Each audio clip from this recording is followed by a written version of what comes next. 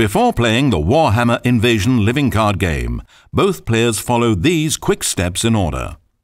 Shuffle the decks. As with a deck of playing cards, each player shuffles the cards in his deck until they are randomized. A player may cut or shuffle his opponent's deck to ensure that the randomization is sufficient. Set up capital boards. Each player should select the capital board that best suits his deck and place it on the playing area in front of himself. Set up token pool. Place the resource, burn and damage tokens in a pile in the center of the table. Both players take tokens from this pool throughout the game. Determine first player.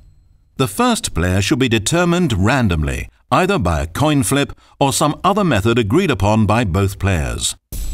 Draw setup hand. Each player now draws 7 cards from the top of his deck. This is his starting hand for the game. In this example, player 1 is playing the dwarves and player 2 is playing the orcs. In his starting hand, player 1 has drawn the following cards: Troll Slayers, Contested Village, Zufbar Engineers, Organ Gun, Defender of the Hold, Grudge Thrower Assault, and Keystone Forge. At the start of his kingdom phase, player 1 takes 3 resources and adds them to his resource pool. He takes 3 resources because he has 3 power in his kingdom. During his quest phase, player 1 would draw 1 card as he has 1 power in his quest zone. However, since he is the first player and this is the very first turn of the game, player 1 must skip his quest phase and his battlefield phase. This is known as the first player penalty, and it offsets the disadvantage of going second. During his capital phase, player 1 can spend his resources to play cards from his hand. He spends 1 resource to play the Defender of the Hold into his battlefield. Because the Defender of the Hold has the text Battlefield Only, this is the only zone in which he can play the card. Player 1 then spends another resource to play the Contested Village from his hand. This play demands a key decision. Player 1 can play it into any of his 3 zones. If he plays it into his kingdom, he will count an additional resource during his next kingdom phase. If he plays it into his quest zone, he will draw an additional card during his next quest phase.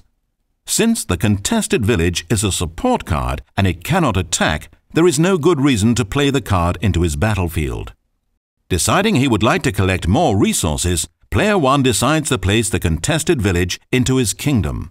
Player 1 then plays the Organ Gun, which has a cost of 0, with 2 loyalty icons, which he matches and offsets onto his Defenders of the Hold. The Organ Gun gives the Defenders of the Hold 2 additional power icons whenever the Defenders of the Hold is defending. Finally, player 1 has the option of developing one of his zones by placing a card into that zone face down from his hand. Player 1 places the Zufbar Engineers face down into his quest zone as a development. This adds an additional hit point to his quest zone, giving it a total of 9 hit points. During his battlefield phase, player 1 would now have the option of attacking one of his opponent's 3 zones. However, since he is the first player and it is the very first turn of the game, player 1 must skip his battlefield phase. It is now player 2's turn. During his kingdom phase, player 2 counts 3 power in his kingdom and takes 3 resources. During his quest phase, player 2 counts 1 power in his quest zone and draws 1 card. During his capital phase, player 2 spends 2 resources and plays the Squig Herders into his battlefield. Then he spends 1 resource and attaches a chopper to his Squig Herders, which adds 2 additional power icons to the unit. During his battlefield phase, player 2 decides to attack his opponent's capital. Combat is broken up into 5 steps. 1. Declare target of attack. Player 2 decides he's going to attack player 1's quest zone. 2. Declare attackers. Only units in the battlefield can be declared as attackers. Player 2 declares his Squig Herders as attackers for this attack. 3. Declare defenders. Only units in the attack zone can be declared as defenders. Since Player 1 has no units in his quest zone, he cannot declare any defenders against this attack. 4. Assign damage. Players count up the total number of power their participating units possess and assign this much damage to their opponent. The Squig Herders have a total of 3 power. They are gaining 2 power from the chopper. Damage must first be assigned to defending units, and secondly to the attack section of the opponent's capital. Since there are no defenders, 3 damage are assigned to the capital. 3 damage tokens are placed near the quest zone on Player 1's capital. 5. Apply damage. All combat damage is applied simultaneously. The 3 assigned damage tokens are moved onto Player 1's capital in his quest zone.